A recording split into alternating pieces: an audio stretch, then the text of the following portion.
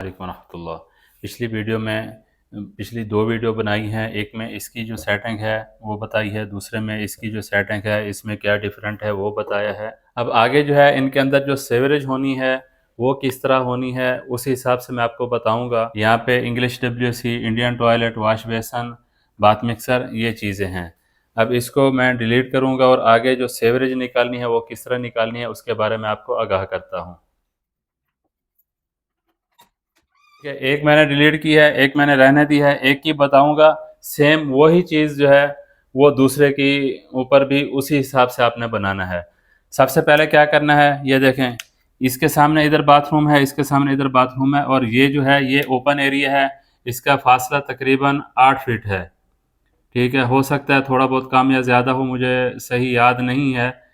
ये दोनों बाथरूम के दरमियान का जो फासला है ओपन एरिया का वो बता रहा हूँ। अभी जगह कम है, ये बनाया हुआ, तो मैंने कहा आपको इसी में समझा दूँ। तो आपने क्या करना है, सबसे पहले ये देखें, ये कमरा है, इसका दरवाज़ा ये यहाँ पे दिया हुआ है, और दूसरा कमरा ये है, इसका भी दरवाज़ा यहाँ पे दिया हुआ है। यहाँ से गुजर के ये वाशरूम के अंदर जाना है, यहाँ से गुजर के इस वाशरूम के अंदर ऐसे जाना है। ये है इसका जो ड्राइंग है वो इस हिसाब से। आगे जो मेन लाइन निकालनी है उसके लिए पूरी ड्राइंग इसके ऊपर बनाऊंगा ताकि आपको आसानी से समझ आ सके। बस ये चीज़ आपने मिस नहीं करनी। और सबसे पहले यहाँ पे आनी है एल्बो, 4 इंच की एल्बो लगनी है। ठीक है, ये एल्बो का पॉइंट है इंग्लिश WC के लिए, और यहाँ पे P टैप का पॉइंट लगेगा। यहाँ पे आपके टाइम बचाने के लिए मैंने सेवरेज थोड़ी सी बना दी है आपको समझाने के लिए। ये दरवाज़ा है, आगे चल के आपको आगे का जो रास्ता है वो भी समझा दूंगा। ये दरवाजे के सामने बिल्कुल नहीं, दरवाजे थोड़ा ऐसे कि ये दरवाजे के साथ हमारी जो ये दीवार है इसके साथ हमारी जो मेन लाइन आगे निकलनी है। इसके सामने हमने मेन हॉल बनाना है। मेन हॉल आप 18 बाई 18 का बना सकते हैं, 12 बाई 12 का बना सकते हैं, जो आपको मुनासिब लगे वो बना दें। कम से कम 12 बाई 12 का लाजमी होना चाहिए, और 18 बाई 18 का बनाएंगे तो ज़्यादा अच्छा है। 18 इंच ऐसे, 18 इंच ऐसे।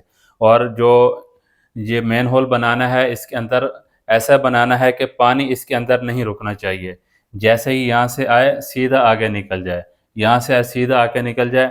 इसके अंदर इसको हौजी टाइप नहीं बनाना है, इसका मेन होल बनाना है, और पानी जो है कचरा जो सीधा अलातुल बाहर जाना चाहिए।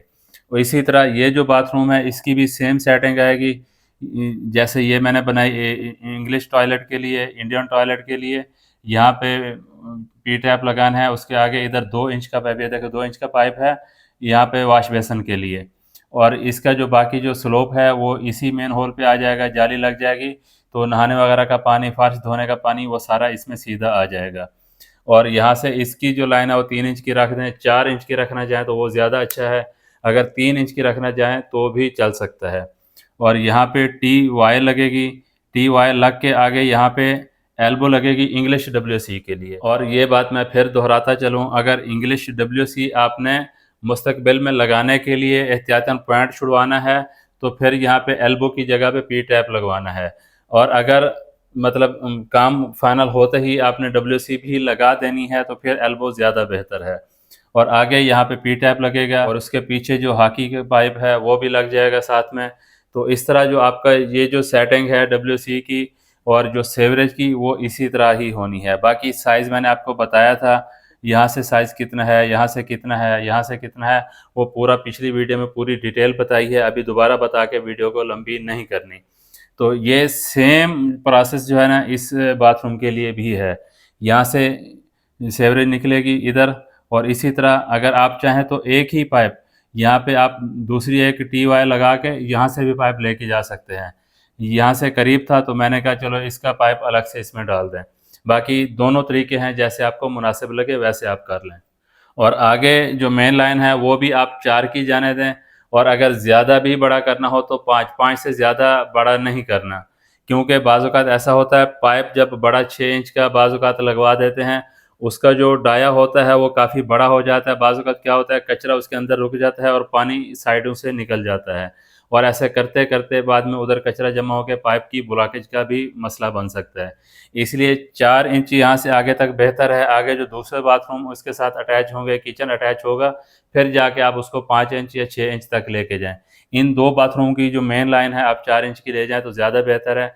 अगर फिर भी आपको बड़ा करना ही हो तो फिर 5 इंच की लाइन लगानी है।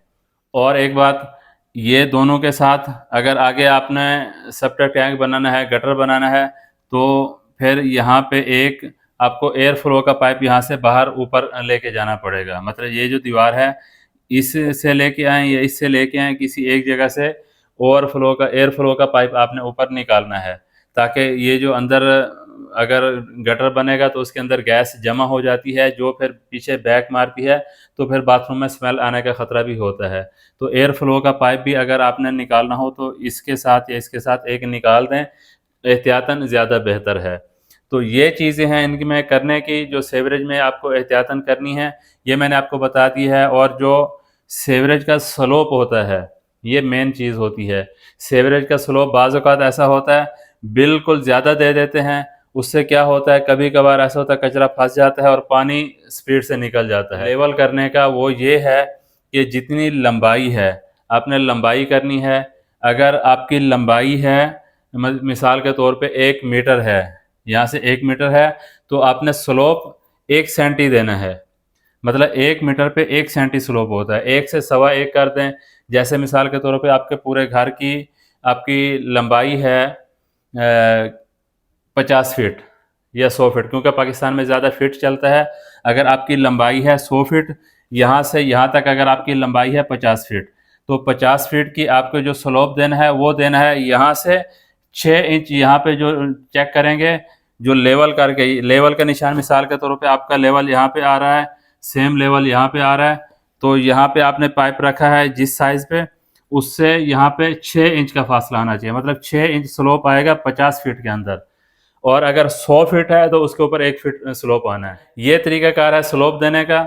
मतलब 100 फीट पे 1 फीट और 100 मीटर पे 1 मीटर डाउन है। इसी तरह 100 सेंटी है तो 1 सेंटी डाउन होगा, और अगर इसी तरह 100 इंच है तो 1 इंच डाउन होगा।